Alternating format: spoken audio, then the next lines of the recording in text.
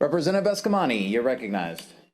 Thank you so much, Mr. Speaker. Representative, can you remind me, I think you said earlier that this doesn't happen at a state level, right? The state of Florida doesn't fund referendums or constitutional ballot, things like that?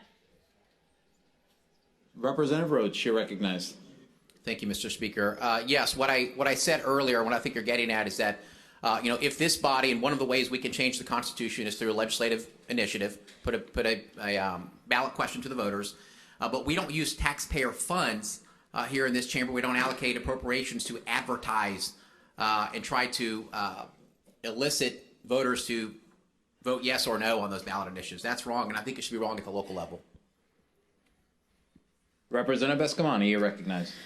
Thank you, Mr. Speaker. Thanks for that answer, Representative Rhodes. So why does our budget that landed on our desk an hour and a half ago, page 447, have a line item, $2 million, special categories, advertising of proposed amendments to the Constitution from General Revenue Fund?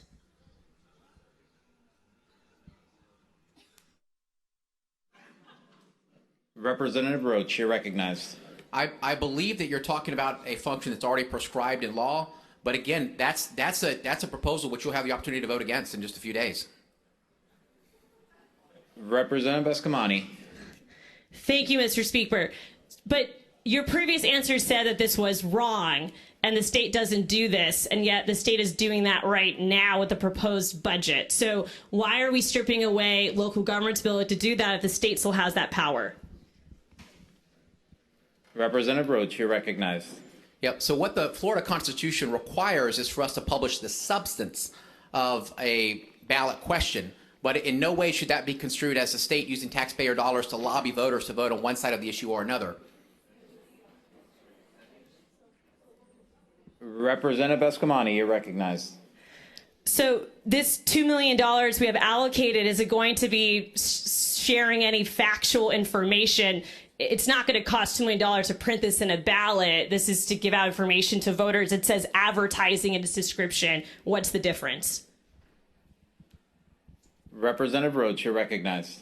Thank you. I'll start by saying that I'm probably not an expert on the budget, but I would answer your question this way.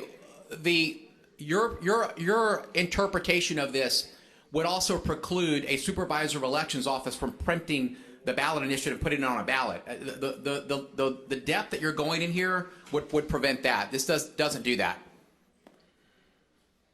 To say that they can't publish the substance or the language of the initiative that the voter is going to see, I think that's quite a stretch, and it's getting away from what we're intended to do with this bill. Representative Eskamani, you're recognized. Thank you, Mr. Speaker. That's not my interpretation, so I'm going to reject that comment. My concern is that the state has $2 million of advertising of proposed amendments to the Constitution. And so my question is, why does the state have this power to advertise when where the intent of your amendment is to take it away from local governments? Why don't we at least apply it to the state? Why can't the amendment maybe include both if that is the intention, is for everyone not to participate in this manner? Representative Roach, you're recognized. Yeah, the answer to your question about why the state is doing that is because the Florida Constitution requires the state to publish the substance of a referendum. That's why. Representative Eskamani, you're recognized. Thank you, Mr. Speaker. Is there any understanding that a charter for a county might require that local governments do the same? Representative Roach, you're recognized. My understanding is they do that. Representative Eskamani, you recognize. Thank you, Mr. Speaker. So are you going against a county charter in your amendment? Representative Roach, you're recognized. Yeah, so I would just point out that if you read the amendment, it does provide an exception to what we're trying to do here for information authorized or required by law, such as that in the Florida State Constitution, which you're referring to. Representative Eskamani, you're recognized. Thank you, Mr. Speaker. Is part of the motivation here around the fact that local governments might oppose HJR1 because of impact on their local revenue? We're trying to prevent them from having an opinion on what will be on the ballot soon. Representative Roach, you're recognized. That is not the purpose or intent of the bill. I think it's just it's simpler than that. I think it's self-dealing for the government to use taxpayer dollars to try to take a side and sway the outcome of election, and I think that's wrong. And I think we should prevent that, and that's what the amendment is seeking to do. Representative Eskamani, you're recognized. Thank you, Mr. Speaker. So if a local government opposes a state ballot amendment, what would be their options to communicate that to their constituents who duly elected them? So it's not a referendum they placed on the ballot, but one that we did or citizens did. What would be their options to communicate that to their constituents if this becomes law? Representative Roach, you're recognized. So I'm going to go into what the amendment authorizes.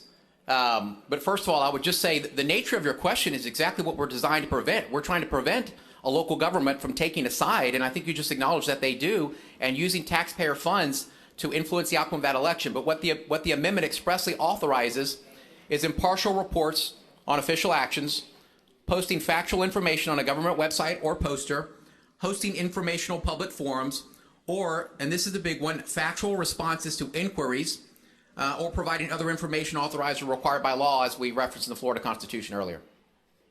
Representative Eskamani, you're recognized. Thank you, Mr. Speaker. So there's been some criticism that our governor has used taxpayer resources to advertise his agenda. Does your amendment address politicians using their public offices for campaign events? I don't believe that is the substance of this amendment. Would you care to ask another question? Representative Eskamani, you're recognized. Thank you, Mr. Speaker.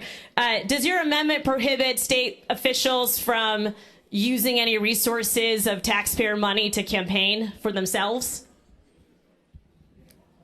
Representative Roach, you're recognized. Thank you, Mr. Speaker. That is already against the law in the state of Florida. What this is designed to do is to prevent taxpayer dollars to be used from engaging in communications designed to influence the outcome of election for ballot initiatives.